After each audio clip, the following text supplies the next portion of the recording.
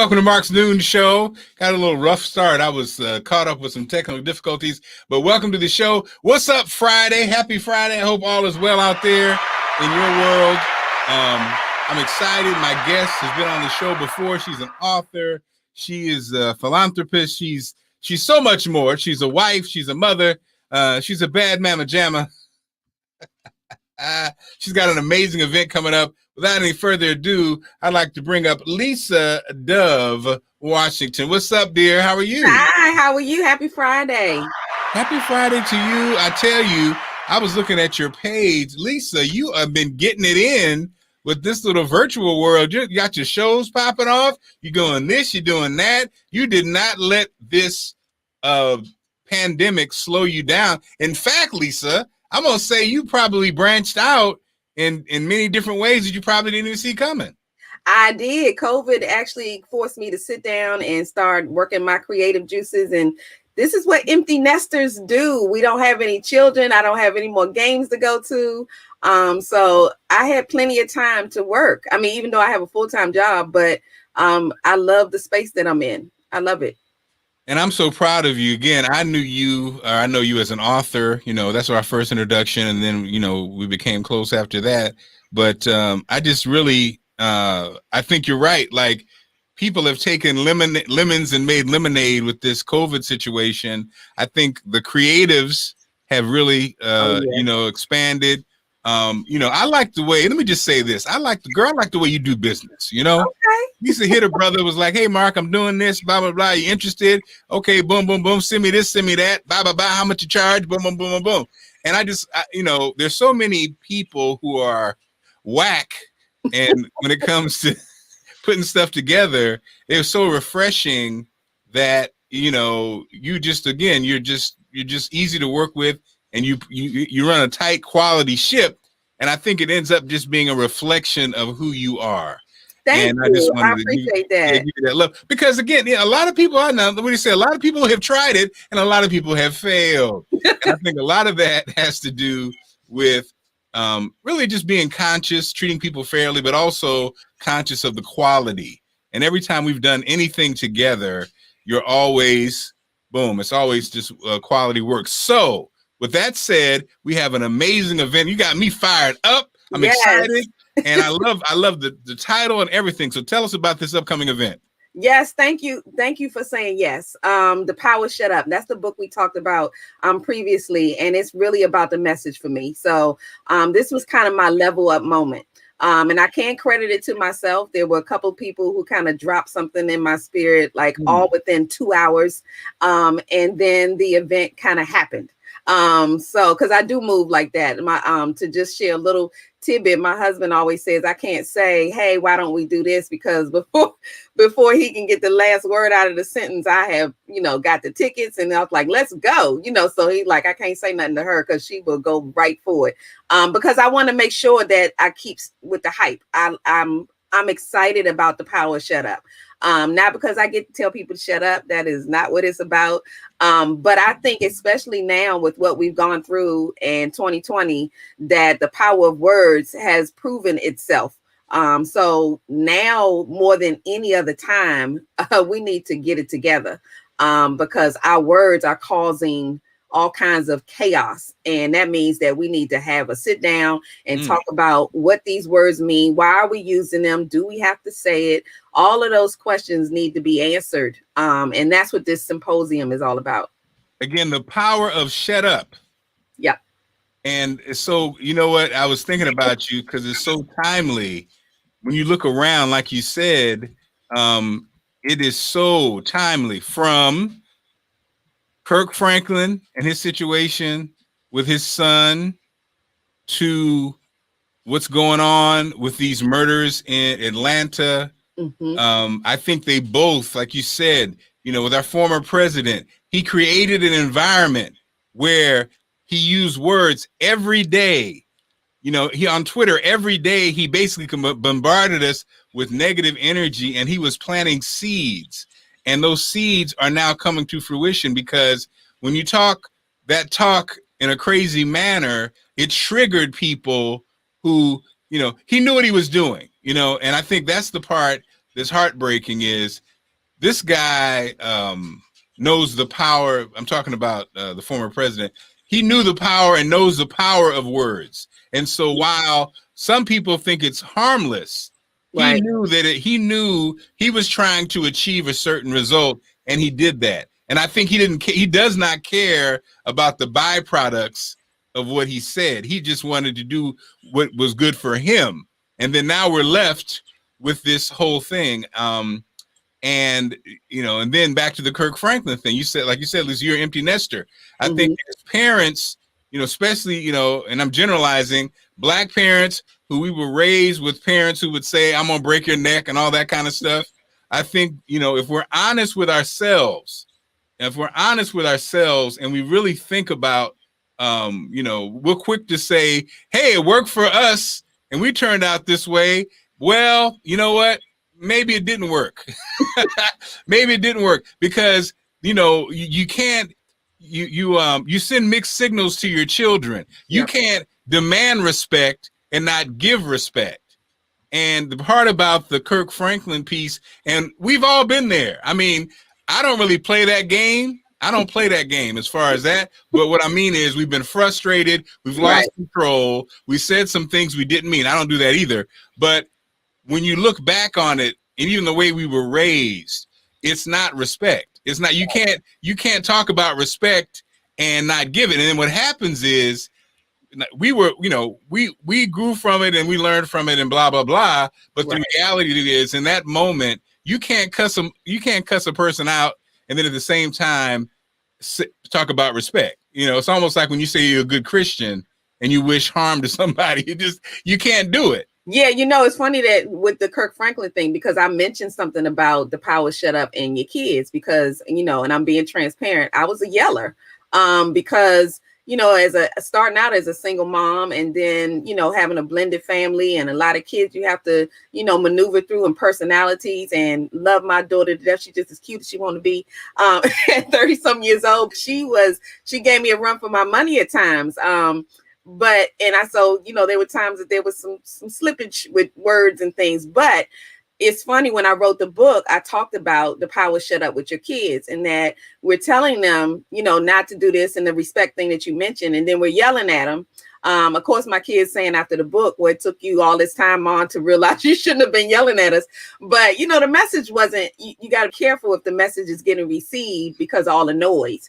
And I meant well, but I mean, you really are teaching your children to become yellers or to, respond that way. So part of this was teaching Lisa, okay, so the yelling, you got to work with that. And my husband would say, you have to yell. And I was thinking, well, they didn't hear me when I said it at 2. So I'm just going to 10 so to save time. It's like, well, no, they're not always hearing you when you're yelling. They just hearing the fact that you're yelling. They're not hearing the words. So that's part of what the book was about too, is that we need to learn how to communicate better with our kids. I know we mean well, but sometimes if we want the message to get out there, we got to change the way we're delivering it. And you start, like you said, especially to me with boys, right? I think it's interesting. Not especially with boys. I guess what I'm trying to say is, a scenario. I have girls, but a scenario that I always talk about as in theory, and then we talk about what happened with Kirk Franklin and his husband and his son.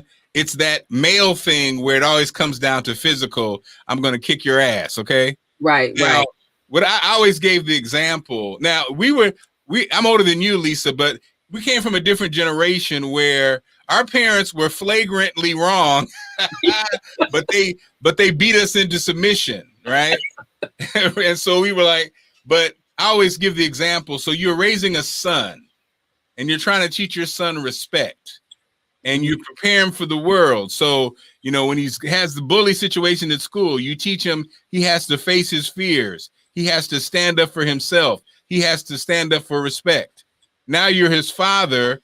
He's 16, 220 pounds, and you're in his face and you're slapping him in the face. Now, everything you taught him, right? You wouldn't let nobody else do that to him, right? That's right. And then you're going to talk about if he punches you back in the face, that he disrespects you. You know what I mean? And that's the part that you can't have it both ways. If That's you're true. teaching respect, I don't give a damn if you're my father, my grandfather, my mother. I remember, I'm not going to throw my hand under the bus up. I'm not going to mention which one it was, but I'll never forget my cousin, 6'4", 16 years old, with his friends. She had called him, and you know how back then you say you call the name, yes, ma'am, wherever you are, you got to yell it 5 blocks away. So he comes in the house, I'm visiting, and he's like, hey, Mom. And she walks up to him and comes from the floor and just smacks him in the face, right? And he starts crying like a baby. And I was just thinking to myself, I didn't know what that feeling in my stomach was, but I just knew. I was like, that's, and I was like 6. I was like, that's not right. Right? That is not, I don't know what, I don't know if it's in the Bible, but that ain't right. That is not right. And you're just going to just emasculate him and embarrass him in front of his friend for what? Because he didn't scream back, yes, ma'am. Come on. Look, and with that, because I will say, with the previous generation, and back then we didn't challenge our parents the same way, but the generations changed. So now it's like, oh, we doing things differently here. And we learn from our parents, but we getting something different from our kids. So it was a hard place to be in for our generation. And I admit it was a challenge. So there are times when it's just like, oh, I shouldn't have done that, because now you're feeling challenged by a child, but at the same time, it's like you're responding to the disrespect. And then on top of that, that's why we're looking at reality TV that we're looking at now, because it's just grown and now it's become acceptable to respond, with your hands and to say whatever out your mouth. And yeah, I mean, that's why we're in the situation we're in now. And it's so, and we learn to beat our kids because our ancestors were taught if they did something that's true. And that, you know what? It's so true. Yeah. And it's sad. And again, we're quick to say, hey, it worked for us. Did it really work? Right. But Lisa, like you said, hey, we're not perfect. We had, there's a couple instances that I think it's funny because I know people watching it put me in the same category as crazy black parent as the rest. Where this happened maybe 2 years ago. And again, my middle child, always, my kid, we never had anything at the beach. And like you said, we were raised with there's a pecking order, there's a certain respect that you don't even have to state because you're a parent. Right. That's right. We're at the beach. And we rent the little chairs. We go to Hilton Head every year, little umbrellas with the chairs, right? And then it was usually 2 chairs, and then the kids are on the whatever, or they're in them and we're not in them. I'm walking back to the thing. My middle child's in there. She's sunning in the chair. And so now I didn't say, honey, hey, honey, please, can you get up? I did what is how we do. Get up. Get up. And she was like, what? I said, get up. And she was like, well, I mean, that doesn't seem fair. Blah, blah, blah, so at that point, how we do. Right. Get up. I don't care what you're talking about. You need to get out of the chair and sit on the Lisa, don't you know she would not get up? Wow. So you know what I did next. Right. My 350-pound self grabs her. Now, the whites were looking at me. Right.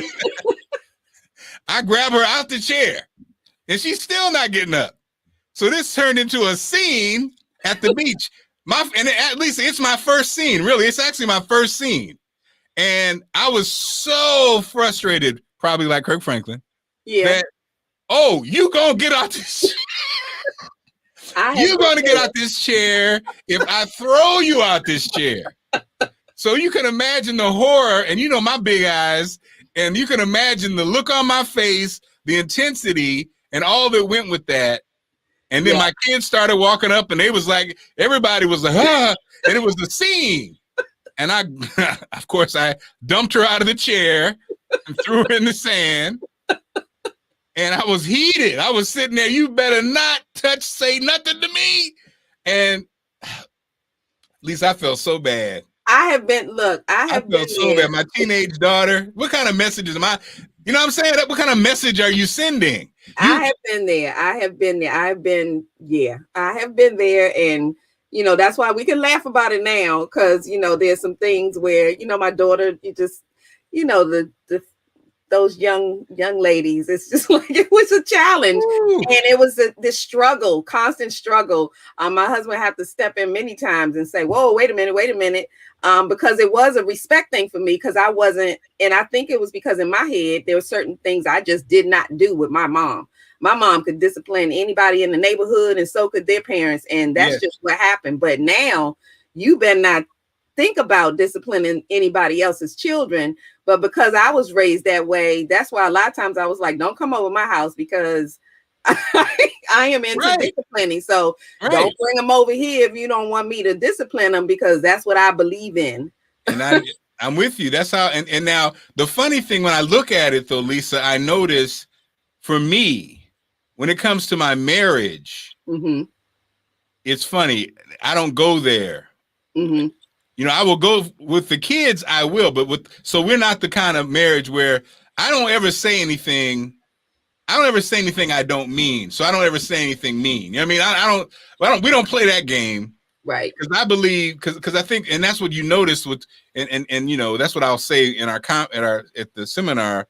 You know, that's a dangerous game to play, because if you don't come from that, people who come from those backgrounds, number one, we have to admit that that's a broken.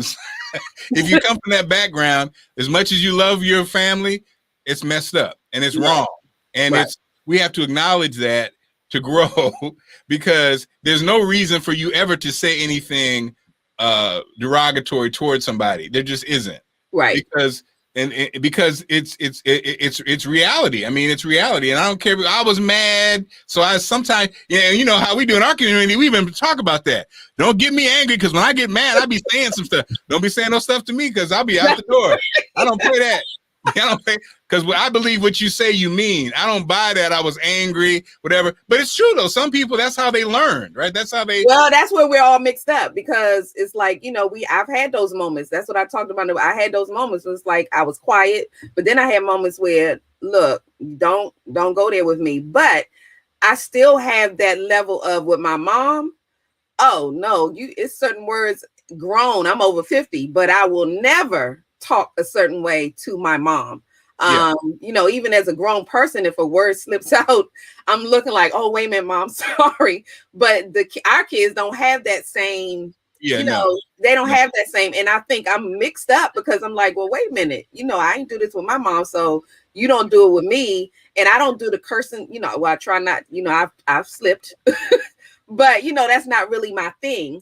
But I understand where it comes from, but that's where the power shut up comes in, because even when you mentioned the marriage, that was me on pointing out things, or, you know, we complain at the table when we're out at restaurant. We just always got something to say. And we got to learn to not say everything that comes to our head in your marriage, with your children, with your coworkers, because we really make a mess of things, and we take it as a pride thing. But it takes a strong person to just say, okay, we're not gonna go there. Just let it go. I remember my late father-in-law, who was a minister, and he used to say that. He used to say, there's no point in arguing. He said there's never any point. And I just remember being like, man, I don't know about you, like, you know, because you know what I mean, like I like to discuss, argue, whatever, right? You know, conversate. He was like, there's never. I was like, never. But I get it as you get older, because I think what you really start to understand is, like, again, I'm a person, I do like discussion. I like when Lisa tells me how she came to this conclusion. I genuinely do like you know what I'm saying? And I'm not listening to change how you come to your conclusion, and I'm not listening to push my side on your side. I really am curious. Okay, Lisa, you've been, you know, with your empty nester, you've been with your husband for 30 years, blah, blah, blah, blah, blah. I'm really trying to hear what you're talking about. What I noticed was everybody's different, you know. Allison, and I think a lot of times for reasons, a lot of times, and I'm generalizing, a lot of times I think women feel like they're not heard. Mm-hmm. And so a lot of times they're always kind of fighting to be heard. Yes. And so you may think you're having a conversation about this, and it's not about that. The woman's not, she's not feeling heard. Right. Or something else I learned was women, especially when your husband-wife situation, and then daughter-father, men have to be careful because sometimes we can sound judgmental, or even if you're not even thinking about it, right. That's what's going on. Like, you know, your daughter, your wife, your coworker is feeling judged, you know? And it's easy to do that. When we had, it's funny because Prince Dejour is actually going to be one of the speakers, and he's done some events for me too. And we talked about one of our events was who rules the world, boys or girls, and we talked about the difference in translation. So when you say certain things and your tone, people don't realize it, but tone is everything. You can say something with a certain tone and send a whole fire message. And that's why I don't like to do a lot of text messaging and emails too long, because it gets really lost. And it is in your tone. People don't realize, people understand what you done put on these words when you're saying it. It's hard to, because you inflect, you know, whatever, you know, feelings you're having, the way you say, you know, no. And there's certain things you can't say no matter how nice you say it. If you say things like, well, what part of no don't you understand? There's no nice way to say that. This, you know, so just don't say it, because it's not nice. It's just, you know, that's one of them power shut-ups. Don't say that. Just don't say that. And also I think being conscious. And again, I love your theme, because I had to learn, like, I realized I'm a jovial guy, you know, that's who I am. That's what people say, Mark Clark, you know, you say fun, laugh, whatever. But then I'm intense when we're having a discussion, and I think my size and my eyes and the way I say things, like you said, Lisa, I was noticing how at jobs, and even, you know, it kept coming up, and I was like, what is going on here? It was coming up in my marriage, comes up in my job, comes up with certain personalities. What am I doing wrong? Right. And I realized it's like the combination. It's like bosses, white men especially, they get intimidated, you know, by how I'm bringing something. And then when I'm not smiling and I'm serious, it kind of like, you know, because I'm like, I was looking at every job it would be, and not just white men, men in general, you know, it's almost like their knife comes out, you know, because, he's about to challenge me. And then with with women, my wife and different things, I think it was almost like you said, but the way I'm talking, the way I'm moving was like saying judgment. It was saying I'm smarter than you, you know, almost like you know, which, and I'm not meaning that, but that's how it's coming across, right? You know, and then I started noticing there's certain people I like, friends and people I know, who have the same energy, and it's no problem. There's no kind of misunderstanding.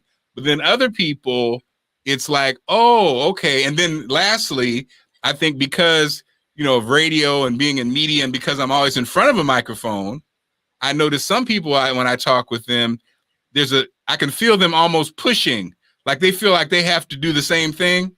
You know what I mean? Okay. It's almost like when you're in a group of funny people, and then everybody feels like they have to be funny, right? And you be like, you know, what's going on here? but again, back to what you're saying is, I love this, and I'm looking forward to these conversations, because a lot of times we never talk about that, and like you said, especially relationships, marriages.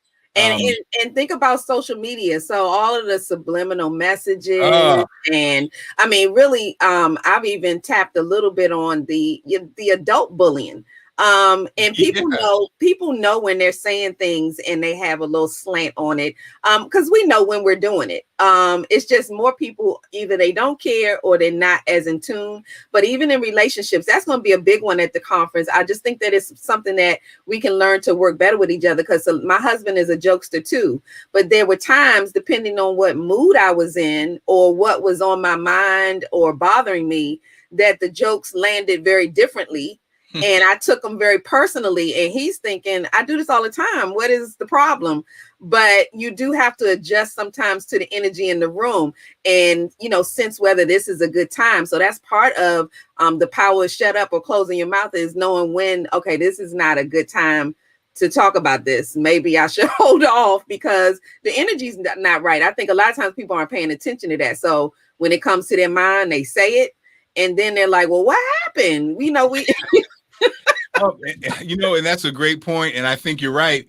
I always say with social media, it's like if everybody, so we grew up in a time when you had to be on a platform for your opinion to be heard. That's right. Now everybody has a microphone. And like you said, Lisa, a lot of times it's almost like nobody marinates, or you don't have to stop and think anymore. And you don't even have to stop and analyze anymore, because a lot of times you can see something and you'll be like, yeah, I don't know. So like for instance, the Coming to America, the movie, right? Right. When the second one, when it came out at 3 a.m. in the morning, I watched it on this computer by myself in the basement. And when you're by yourself and there's nobody to play off of, it's just a whole different feel. You're like the jokes, which are, slapstick. It's funny. It's fun. But you don't really have, when you're by yourself at 3 a.m, stuff isn't as fun. So you're being super critical. You're sitting there like, almost like make me laugh. Like, right? Somebody you think is funny. And you're like, prove it. Yeah, prove it. It was okay. And so if I, after watching that, if I wrote the review, but I didn't, later on, we watched it as a family. And I really enjoyed it. And I really got it. It was a homage to the old. It was, you were reminiscing on your favorite scenes from the old. You saw Wesley Snipes. You saw all these black actors. It was like, you know what I mean? So the review would have been, it's totally different. Right. It would have been like my critical review would have been like 2.5, 3. It was all right. After seeing it with the family and seeing everybody laugh and seeing my kids and getting that family feel and even getting emotional, right. It would have been like 4 out of 5, you know what I mean? And I think that's what happens now. We are so quick we can just type something. I watched Lisa and Marc. It was okay. I watched their interview. It was fine. You're not even really listening. You're just kind of reacting. Well, that's funny because I have a mug from the Power Shut Up. I created this mug that says, shh, I'm thinking before I speak. Because that's the whole thing, what you just said. We don't take that minute to just think about what you're getting ready to say, the consequences. There's a whole lot that, think about, and I think we might have talked about like road rage. And we're just fussing about somebody in front of us that's holding us up. It's all about us. And we don't know if somebody fell in front of their car or they're having a heart attack. We haven't even thought for that one moment, what if something is happening that don't have anything to do with you, but you done made it all about you, and now you cussing them out and telling them to move. Maybe they can't, maybe they need your help. But it's those kind of things that we need to take just a minute to say, wait a minute, or what if this was my child? Would you appreciate somebody blowing the horn at them? Because, we do automatically assume that whatever's going on is a direct connect to messing up your life. Like, they woke up this morning just to get in front of you and hold you up. But if you upset, you probably were already late. So you mad at everybody.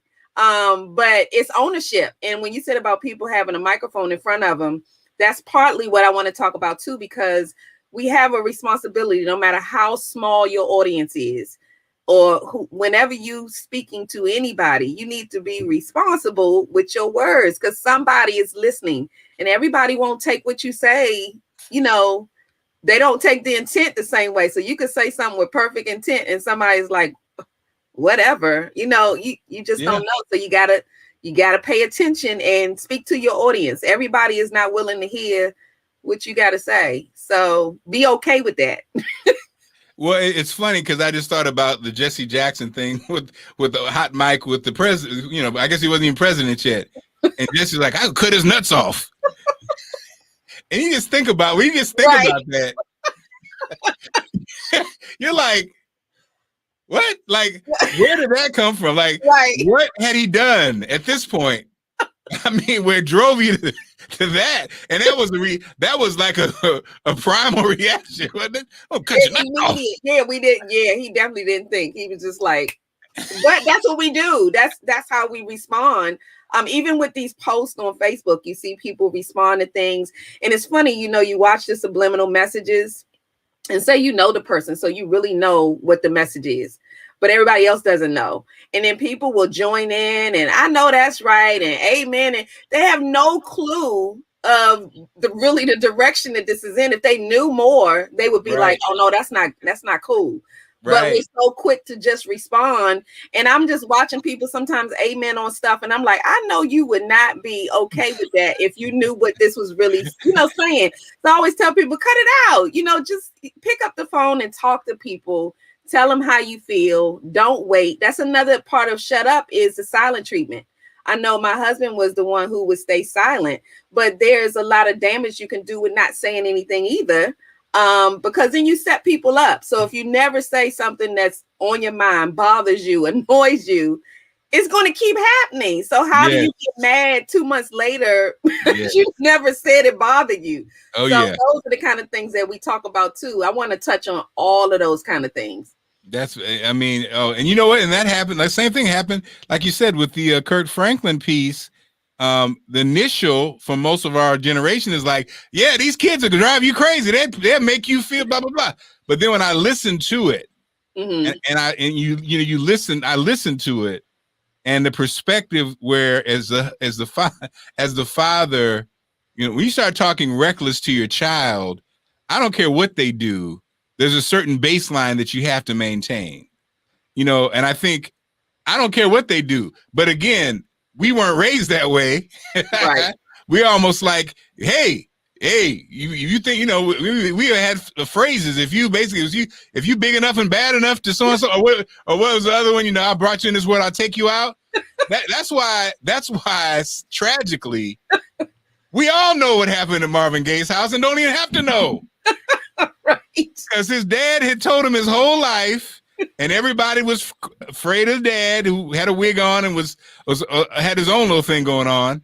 But Marvin came home and he was in his 40s and finally had the courage to come at his dad. And his dad said, wait right there. Because that's the other thing, Lisa. Our parents weren't talking they meant what they said. They really did. True. It was facts. And that's why to this day you still don't be tripping on because my mama didn't play. So they're not like us. They're not like us. We're not as committed as they were. We didn't want to see it happen. So it was like I had enough, understanding that hey, whatever she's talking about, I believe, and she may never do that, but it was enough for me for my mother to say, look, you got one more time. And I didn't get in trouble a lot, but I didn't want that I didn't want that noise. It's like I didn't want it. But these kids, they're like, well, let me see what you're gonna do. And I think it's the testing that we aren't prepared for. That's true. That's true. And honestly, I mean, it happens to all of us. I know I've had moments where I just, was like, hey, I never did this to my mother. So I'm thinking this is some different stuff right here. So I can't bring the same energy. I need to let her know, But I'll tell you something that I shared with a coworker of mine with the power shut up, and it might have been at work. But someone had approached me in a real, unnecessary manner, and I lost it. And I was like, wait a minute, you forgot who you talking to. And I reacted, and was headed in the direction of, let me have a conversation with you real quick. But then somebody did kind of catch me before I got there. But when I went back to her, I said, you know what? I'm kind of disappointed in myself. And she's like, what are you talking about? And I said, because I must be slipping, because I'm supposed to let people know, don't even come my way with that, let them know ahead of time. that's not even a conversation you want to have that way with Lisa. So we laughed about it, but it was my way of kind of taking ownership of, okay, so let me figure out what Lisa need to do so that, there's no misunderstanding and we never even get to that point, because I lost it. Like, it was a total respect thing for me. And that's where I think my button is. And I think a lot of people's buttons are on respect. And the next generation is lacking, or maybe they don't understand what respect really is. I mean, back in the day when you were walking on the sidewalk, if there was an elderly person walking on the sidewalk, you moved. You didn't ask questions. It's not about you being there first. You just moved. But nowadays the kids are like, well, I was here first, so what's the problem? It's like, right. Oh my goodness. And you're definitely, and you're right. You're right. And Lisa, I think as I analyzed my job situation, I think I came to the conclusion that, like you said, that the power of shut up, I've always been the kind that express myself. And I think in this new world, what it turned into, when you're a veteran and you express yourself, that's very intimidating for young bosses. Oh yeah. And so they get your ass out of there. And so I look back and you look back and be like, yeah, because basically they don't like that. You know what I mean? They're not used to it. Because my philosophy has always been, yes, you're my boss, but you're, like you said, you're going to treat me with respect. Respect is big for Black folks. Now, what you realize is, yeah, okay, so I ain't going to have you here. I'm going to get somebody in here because you're getting a check. That's your respect. Your respect is that check you getting every 2 weeks. Other than that, and I think, to be honest, I'm generalizing, I think white people play that game much better. For Black folks, especially Black men, that whole respect and all that kind of stuff, we carry that into the workplace. And I think that's why you don't see a whole bunch of, like, after 45, you probably see a graphic where Black men don't do well, especially in corporate America, because ain't nobody got time for that. Because I always tell this example. One time I worked in radio, the owner comes in town, takes us all out to dinner. He was a classic owner. He didn't listen to your stories. He only shared his stories. And then when he got done talking, he would just eat, and people would share stories. He wasn't listening to them at all. So, we're all sitting there about, 25 people. He's like, he's eating. He got finished talking. He's like, Steve, go get my car. Like the general man, he has his keys and he hands it to the general manager. Hey, Steve, go get my car. Now for us, that would have been a moment of truth, right, Lee? For a Black person. Now Steve was like, okay, he took the keys, went to get the car. For us, we were sitting there like, and do what, right? Right. But women are get better than men. Like for men, they would have been like, I ain't getting your car. I'm not your slave. I asked my coworker Carol. I said, Carol, how would you have handled it? She said, I would have taken the keys and given them to my assistant. I was like, oh, but that's again, true. You know what I mean? Just because it's all in the response. And that's what. Well, it's a learn curve, because I had to learn a curve because people read my mind, they read my face. I have big eyes too, so people were always trying to tell me what I was thinking and who I didn't like, and and sometimes they were on point, but I wasn't saying anything though. But I still had to fix, because your face. I want us to talk about nonverbal communication too, because I had to work on that, because my face was saying everything. I didn't have to open my mouth, and my mom even was like, you need to fix. Back in the day, it was like fix your face and watch your tone, and I had to fix my face because my face was telling what I was trying to pretend like wasn't the case. And I know I've had situations where, someone at work said something a little sassy to me about something on my computer, and was like, it was making a lot of noise for them, but they were up in my area. So when they said it, it was about the way I responded. I still tried to play, really nice, but at the same time, tell her what you're not going to do is, I just didn't say that, but she was like, I will help you do such and such if you take that off your computer. And I said something to the respect of, no, I'm good. But you can ask me to remove it. And that's when it changed the whole dynamic. So she got it, but we didn't have to have a moment. Right. And yeah, so I mean, and we've learned to be a little more creative with the way we say, I don't think so. Now the older we get, we choose not to use those methods. So Oh no. I think sometimes now it's like if you say certain things, it's like, oh no, no, we're not doing it. But I've learned no too. So no is a complete sentence. But we got to learn how to say it in a way that's not, you don't want to, turn people off to where they can't communicate with you or they think you're unapproachable. And I think at times I was so blunt that they just didn't receive it. And it wasn't about me being mean.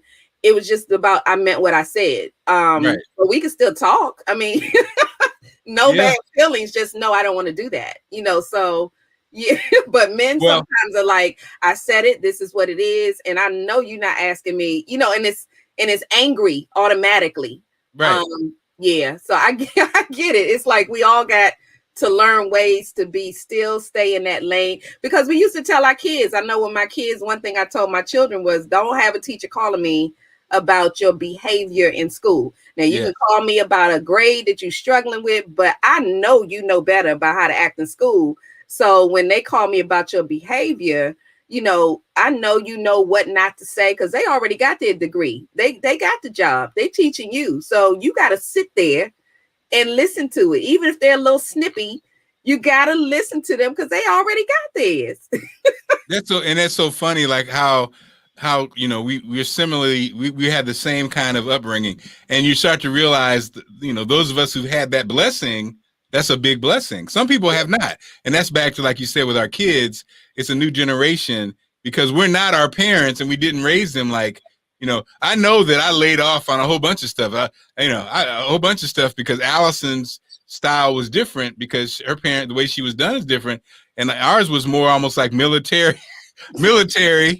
These dishes aren't done. I remember when I finally went off on my mom, 16, I'm a good kid, because she went off on me for the ketchup bottle. And I just broke down. That was it. It was it. I couldn't take it anymore. She was ketchup. I was like, I was like, I'm a good kid, I get good grades, I don't do anything, and you're going off on me for an hour about a ketchup bottle? It's not fair. This was my breakdown. And she came back, she was like, you right, baby, you right. Well, that's a good point, though, that we got to be grow to a place where we can say, I'm sorry, I was wrong. This was kind of the book was kind of like my huge apology. They laugh about it, like I said, and say, oh, so you get it now? And I think that's why the grandbabies get such a different energy from grandparents, because we get it, and then we're like, okay, not the grandbabies. But, at the same time, it's like certain things my children will never be able to get away with, but grandbaby may get a little turn. But it's funny, because my husband's mom is kind of a lot like me. He used to say, he thought she was so like, I thought she was mean sometimes. And he would explain things that she did. And I was like, well, what was so mean about that? She was just teaching you something.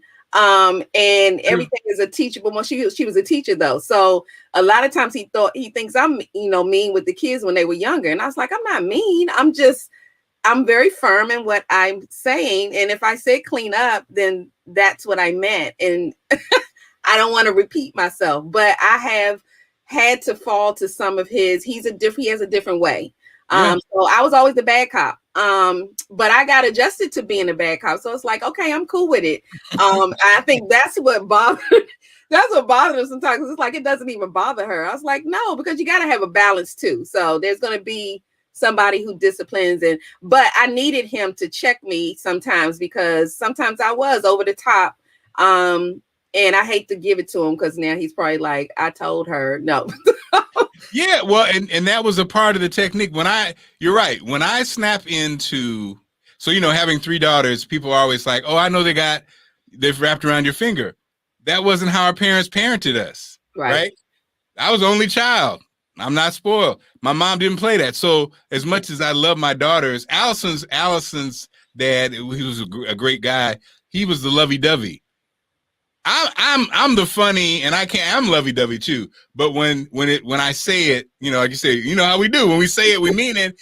And I'm not concerned about, liking me or love you. No, pick this up. Okay.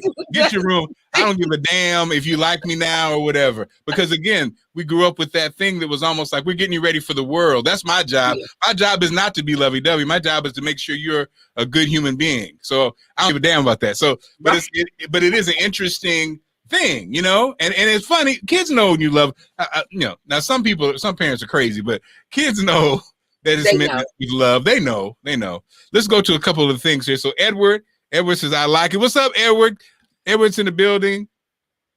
Hey, Shonda. She says, the face. I can tell. See, I can tell. Lisa. I can tell you. Yeah, you look like. I can see it in your face. Ain't nobody gonna step to you crazy. But most people, you know, when I went to Spelman, it's funny. My freshman year at Spelman, nobody was really talking to me. They had, you know, people make judgments without you talking. Because I guess I was exercising my power shut up, because I was very strategic and I didn't just walk in the room and start chit-chatting and talking. I usually felt people out. But I guess that's what they were reading. So they thought I was, you know, stuck up and when I started talking, they were like, oh, you're cool. And I was like, well, why were you thinking something different? But it is because your face, you know, people read your face, they read your energy.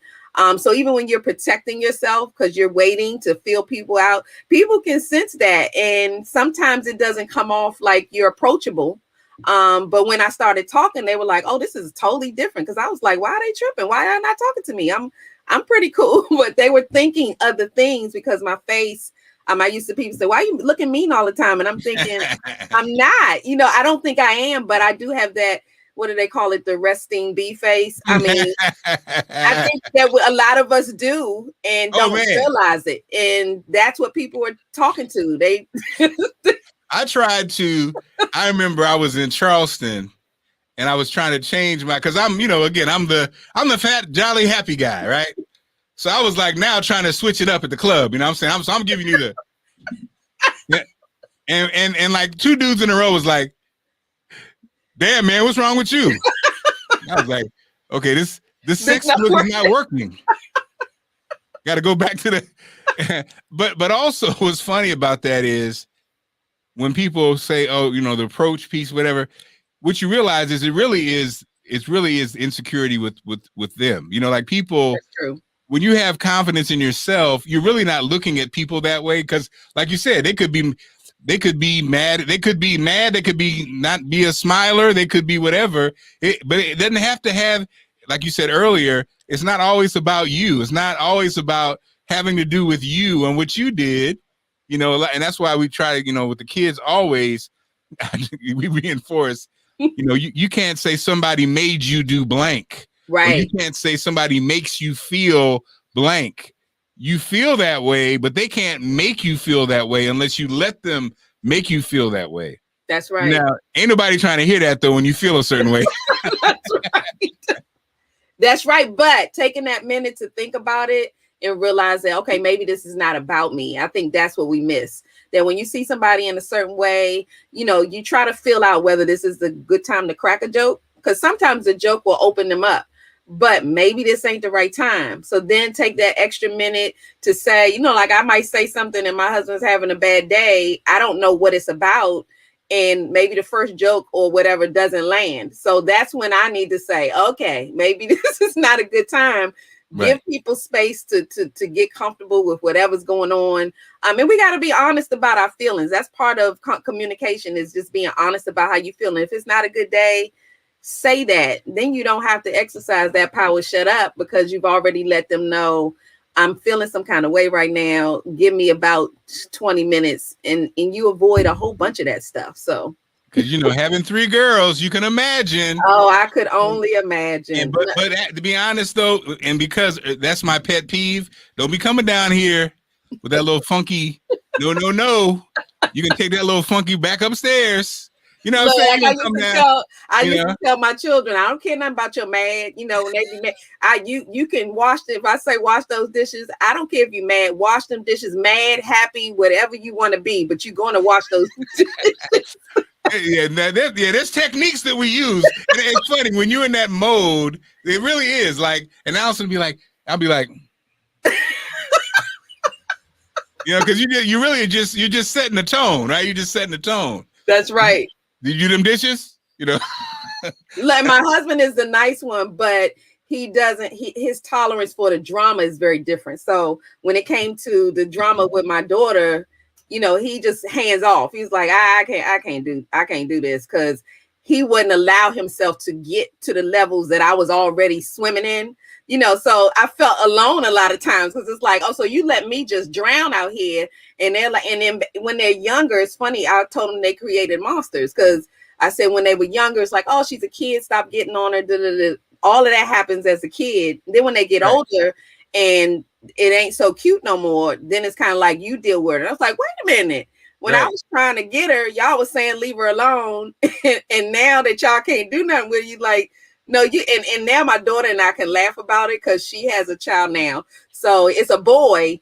But she was like, well, and that's why, you know, I don't have a girl. I said, oh, it's going to come though, because you know, boys and girls are different. But he's a talker. So I said, that's your button. So, you know, because that was the button for me. So I said, oh, God has tricks for you now. So, you know, I had the girl, but he's a talker. So yeah, I can see some things flying your way. You better exercise that power. Shut up. I love it. So let's get these comments and then we'll get the dates on this. We got, I was a nice person, but told I seemed unapproachable. Yeah, you got to see what's going on first. Yep. Absolutely. Why you know what? And guys crack me up with that too. Why you looking at something? That's like, is that a line? It's almost like it's a bad line. It's a bad line. Maybe I am, you know, mad about something right now. How about that? I mean, yeah.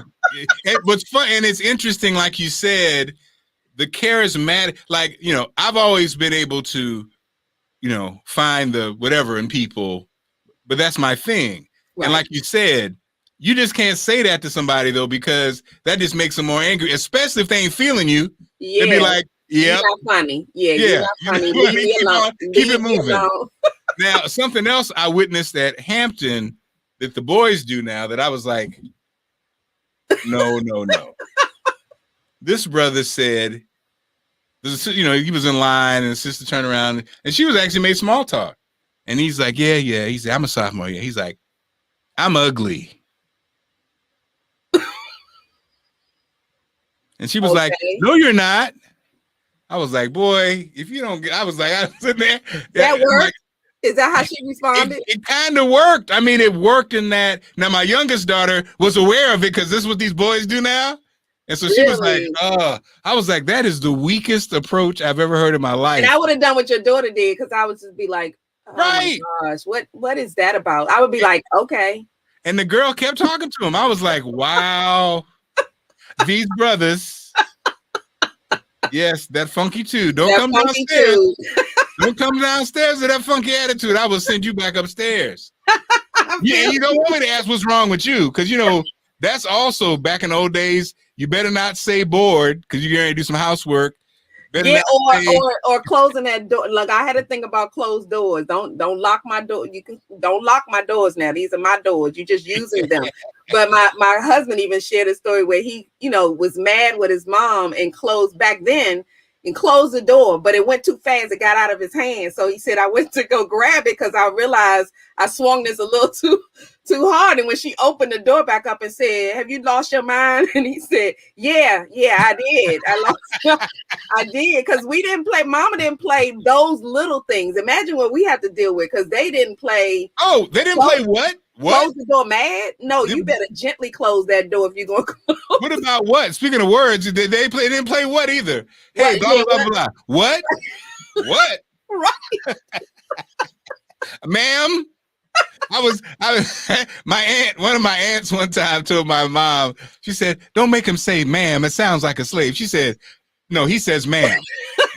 He said, I'm the mother. And he said, you know, and she had these eyes too. I'm the mother. And he says ma'am. That's right. And he looking at you like, don't say nothing. I got this. And the babysitter had the nerve one time to say, don't call her mommy. I'm your mommy. You call her Jackie.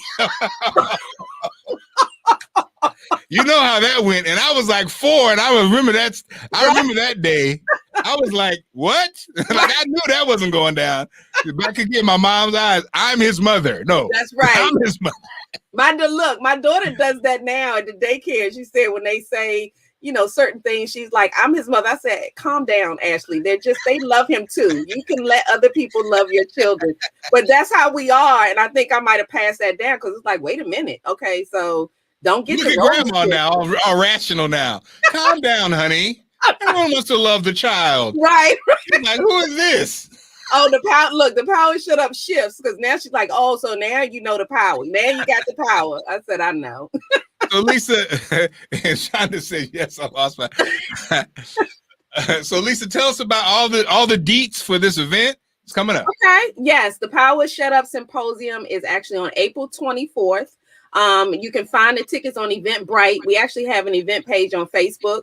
It's going to be from 10 to 3 p.m., 10 a.m. to 3 p.m. We have a surprise musical guest. I have not let anybody know who it is until April 1st. Okay. I'm full of surprises. So we're going to have a powerful, powerful speaking panel. Marc is going to be on the panel with us. We have Prince DeJour. We have Dana Hutchinson, who is the editor-in-chief of Dove Style Magazine.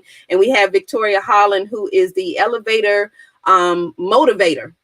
And she's a master coach. And we have a host, Sean Mason, who is awesome. And she's going to be hosting. Everybody is connected to the Power Shut Up in some way. And that's how I really kind of, it spoke to me on who to speak. So I'm hoping that this will be an annual thing. But I really think that this is important. And it's, to me, daily that we need to be checking ourselves with our words. So I'm excited about it. We're going to touch on the Power Shut Up in your marriages and relationships with your girlfriends and your guy friends and with your children, on the job, social media, all the things we've been talking about today, which, as you can see, is we could go on for days with this stuff because we got to get it together. We need to be more responsible. It is a virtual event. And like I said, you can go to Eventbrite and find the Power of Shut Up Symposium and get your tickets. We are going to be full of surprises. We're giving giveaways. As a matter of fact, Marc, on my show, Luncheon with Lisa, that comes on every Thursday, I'm going to give something away that's Power of Shut Up related. And all of month, because April is my birthday month. So all of April, we're going to be doing my favorite things. So I'm having some people come on that have products that I've actually supported and do giveaways. So for my birthday, I'm actually doing this kind of symposium in lieu of to give away. So I want to give people things for my birthday. So it's kind of like a two-edged sword with this. So I'm excited about it. I'm excited about it too. It's going to be great. I got some ideas too, but thank you again, Lisa. How can people follow you? How can people find you? You can find, I have Lisa Dove Washington on my Facebook. I also have a Power of Shut Up page. That's where the event is located. And I have a Twitter page out there that's L Washington CCM. And I'm sharing everywhere. We have videos, we have flyers. I'm really excited about people going out there and get those tickets. I'm telling you, you will not be disappointed, from the entertainment to the speakers to the giveaways, and the giveaways are going to be awesome. And there's another surprise coming, and it has to do with the Power Shut Up. I'm working on the second edition. So for you all who are going to be guests, everyone will get a gift. So please go out there and purchase those tickets and be in the room. It's going to be amazing. I love it. I'm so excited about it. It really is going to be amazing. And congratulations for doing a great job as always. Thank you so much.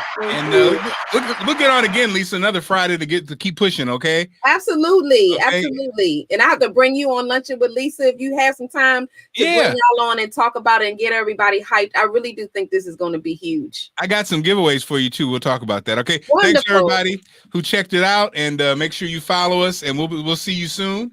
Lisa, hold on before you hang up. All right, y'all, be good.